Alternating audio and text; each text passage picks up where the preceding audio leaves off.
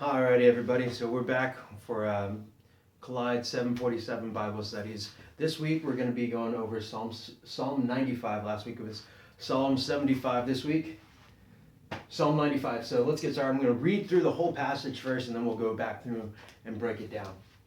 Keep in mind that some of the things that we want to be aware of, things that are repeated, maybe similar phrases and whatnot.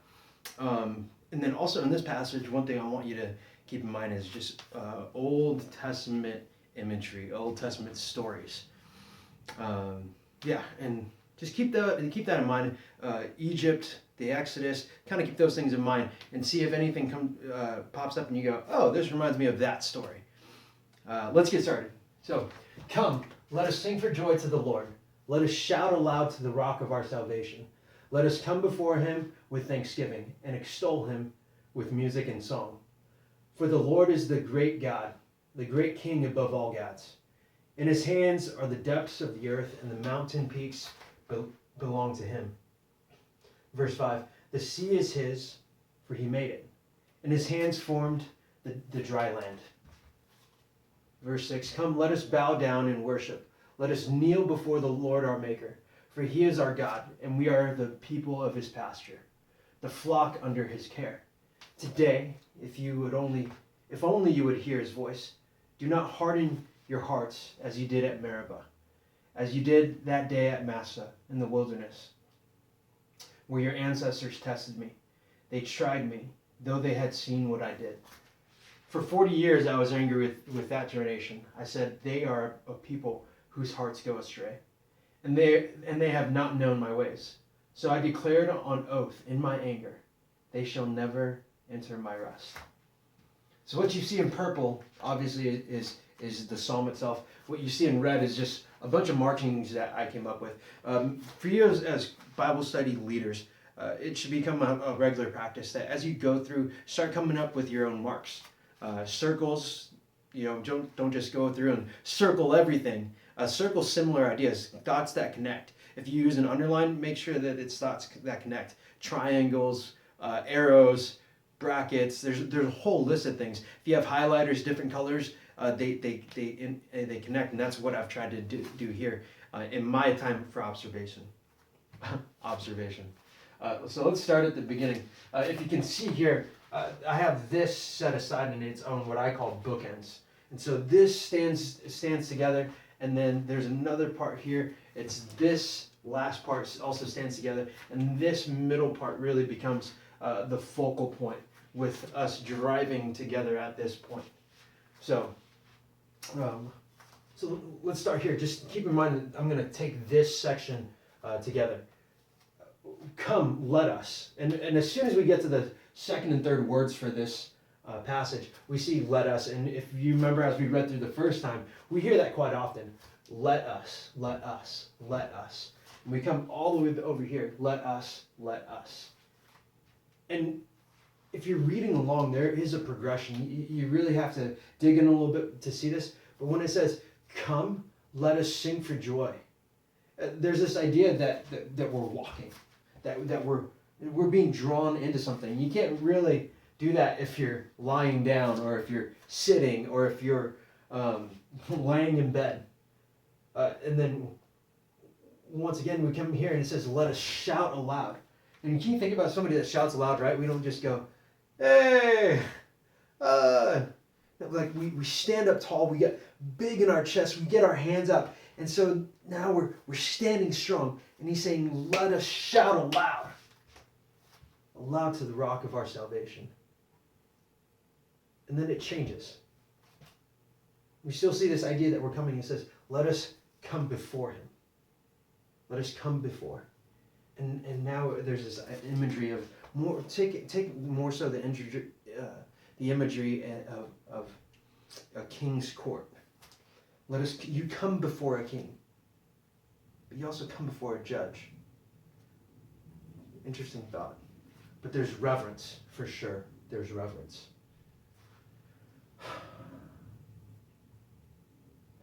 Then over here, let's see, I have this circled. Sing for joy. Sing for joy and the rock. There's this idea that's tied in with with Egypt and with Exodus. When the Israelites came through the passing of the Red Sea, what'd they do? They passed through the Red Sea, and right after that, there's this passage called, I believe it's Miriam's song, Moses' sister. It'd be Moses' song, but they started singing for joy. To who? To the Lord. And then there's also this one right here, the rock. The rock of our salvation is what's being used. But even this is an imagery of during the Exodus, as the people were wandering through the desert, they didn't have any water. They come to a certain place, and Moses hits the rock, and what happens? The water comes gushing forth. We know time later that once again they are wanting water, and Moses again comes to the rock, and Jesus says, "Speak to it," but he strikes it. And anyways, but it's the rock, the water coming forth from the rock is what saved them. And so it's this imagery, the rock of our salvation. When we were in the wilderness, you saved us. You were that rock. That's the imagery coming here.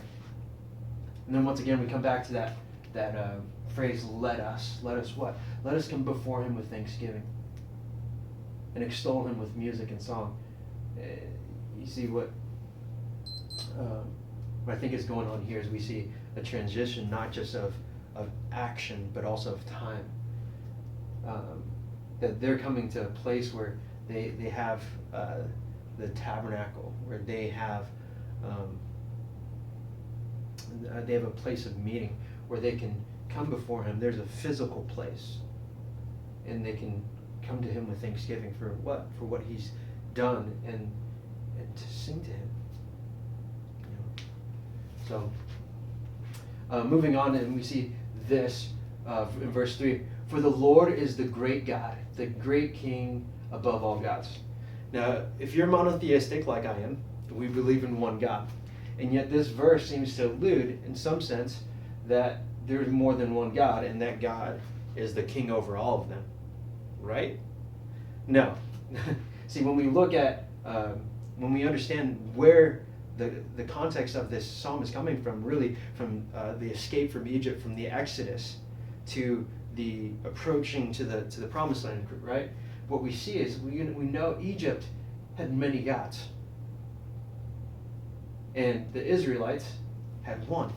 That he is God. And we look at, you just studied Moses and the burning bush on Sunday.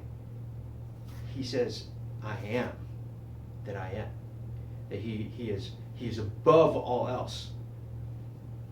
It's the same idea that's being carried here. And he's really trying to push them back to this context of Egypt. The land that had so many gods. I am the great king, is what he's saying. That God is the great king. That for the Lord is the great God. And yeah, you were in this place where there were many, many gods. But you know what? Over all of them, he's supreme. They have no power. What are they? They're nothing. And so that idea is further explained in the first part of this psalm. And he says, in his hands are the depths of the earth. Notice this, depths. That's why it's underlined, depths. And the mountain peaks belong to him. To the sea, and if you understand the geographical nature of Israel, right? They're along the Mediterranean Sea. It kind of looks like that. Egypt is down here. Jordan, I believe, is somewhere up here. What we know as Lebanon. Anyways, the sea is all this. So we have the depths, the peaks. We have the sea. It says, why? For he made it. And then the last part, for his hands formed the dry land. And we look at this, and at least from my studies, what I understand is that Egypt was actually a very lush place. But out here, the dry lands, the deserts, not so. And so what we see here is this idea that he's God over all. It's the idea that all of creation is being encompassed. from the depths to heights, from east to west. Everything that they would have known was God's. All right, so we push on and we come to verse 6. And here we see it again, much like verse 1. We see, come, let us bow down. See, now here's the transition. We see singing for joy. This is that, come, let us sing. And he's saying, come, let us bow down. Remember, come, let us sing. And it's like we're going to the temple. Now, at this point, the temple wasn't made, but they had that hope, that joy, that the presence of the Lord would reside with them. Come, let us sing for joy. And now he's saying, come, let us bow down. That as we come before him, there's reverence. Come, let us bow down in worship. It says again, let us kneel before the Lord, our Maker. Kneel before. I got the chance to go to church on Saturday night, and Dave Hall expressed, why kneeling? Why do people come and kneel before a king, before royalty? Because you can't run. You can't hide. You can't defend yourself. When you know, it's a posture of total submission. And so we go from this, from singing for joy, and these are good things, and shouting aloud. He's saying yes, and so much more, that there's reverence that should be accompanied along with that. And why? For he is our God, our Maker. He's our God. And here's a cool twist. And he says, so if he is our God, and then this is what he makes us, and we are the people of his pasture. We are the people of his pasture. I think that song, he's a good father. That's who he is. He's a good father. He's the one who's created the whole earth, the one who's taken care of us through our times of captivity and through our journeys, our exodus. And we are his people. We're loved by him. That's who we are. We're his people, the people of his pasture. It's an agricultural context for a people that knew agriculture. They had to. They lived out in the desert. If we're the people of his pasture, say the sheep don't take care of themselves. They need a shepherd. And Psalm 23 is full of that imagery that most times I feel like we forget. If you have a chance, take time and study that. God is our provider. And what does that make us? The flock under his care. He's the one that takes care of us.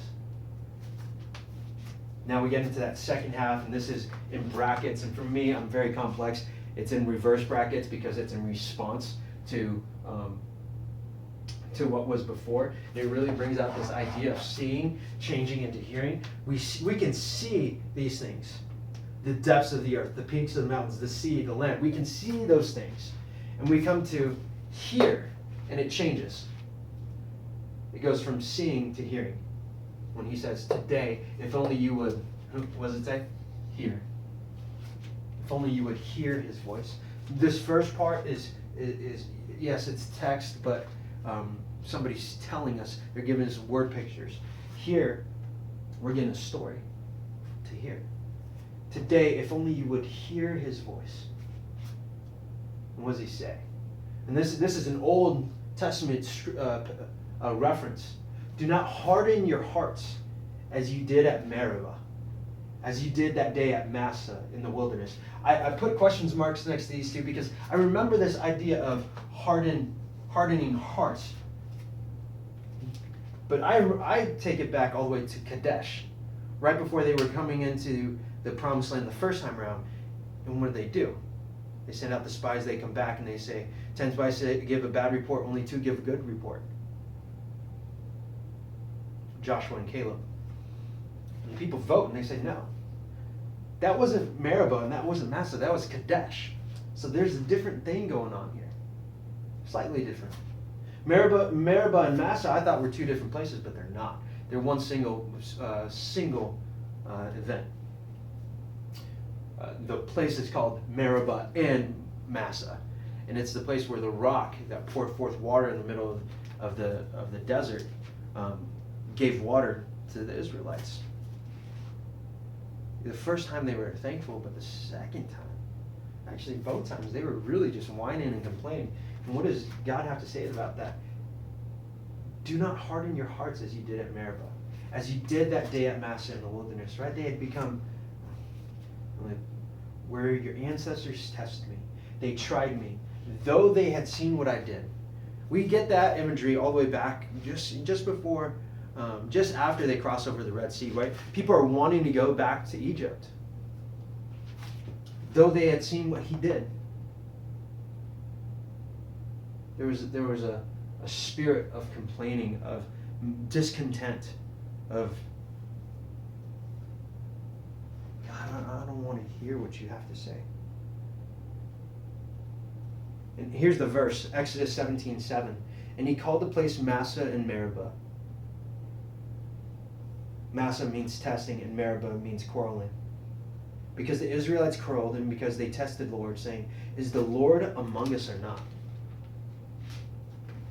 And he's saying, do not harden your hearts like that. Don't question if I'm among you. Of course I'm among you. You're my people. I've made the whole earth and everything in it. You're my people. Of course I'm among you. He goes on to explain in verse 10, for 40 years I was angry with that generation. Right? We know that they wandered through the wilderness for 40 years. He says, for 40 years I was angry with that generation. I said, they are a people whose hearts go astray, whose hearts are not in line with the people of my pasture, who are not under my care. No, they go astray. They go away from that covering. And they have not known my ways. If he's our shepherd and he's leading us, and tending us with his I wish other people were here in this room so I could remember shepherd's staff, right? He's bringing us in, reining us in. He's saying, no. They're people who go astray, who don't know my ways. They don't respond to me bringing them in. He says, so I declared on my oath in my anger, they shall never enter my rest. And we know that that's true of a generation of people and the Israelites, that they wandered 40 years, that the older generation, except for Joshua and Caleb, would die off, and the rest of them, the ones who were young, they would come into the promised land. They would see what he did. They would hear the stories of what they did. Seeing and hearing. And he's ... But he didn't leave us here. That's not the purpose of the psalm, to go, shame on you. Now the purpose of the psalm comes all the way back to the beginning. And he says, come, let us sing for joy to the Lord. Let us shout aloud to the rock of our salvation. He saved us. That's what he's saying. And this idea comes down here. For the Lord is the great God, the great King above all gods. That's the thing that we're going to keep in mind, that God is over all. And he saved us. He's the rock of our salvation. And why do we sing? He's saying, come, let us sing.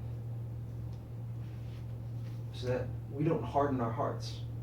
So that we would hear his voice. That we wouldn't harden our hearts. And that we continually, day by day, be guided by this. For the Lord is the great God, the great King above all gods. That would be what's seared into our hearts and minds. He's not a God that kicks us to the curb and just leaves us here, that we will never enter his rest. In order for us to be a people who don't harden our hearts, people whose ears are open to hearing what he has to say, we need some way of reminding ourselves. And so we come all the way back to verse 1. Come, let us sing for joy. I want to just leave you with one single thought, and I've shared it many times with you, but Dietrich Bonhoeffer in his book Life Together says something along these lines, that the Christian should have in his arsenal, he's talking about for the life during the week, the Christian should have in his arsenal as many songs, psalms, praises, and spiritual songs as possible memorized in his mind. So as he goes throughout the week, he has a song to combat whatever fiery arrow the enemy may throw our way. I hope that you've enjoyed learning along with me. If you have any questions, hey, don't hesitate to give us shoot us an email or shoot us a text. Shoot me a text. My number is 760-705-0051. I'd write it down, I'm too lazy. Anyways, praying for you guys and hope you have a great week. See you Wednesday.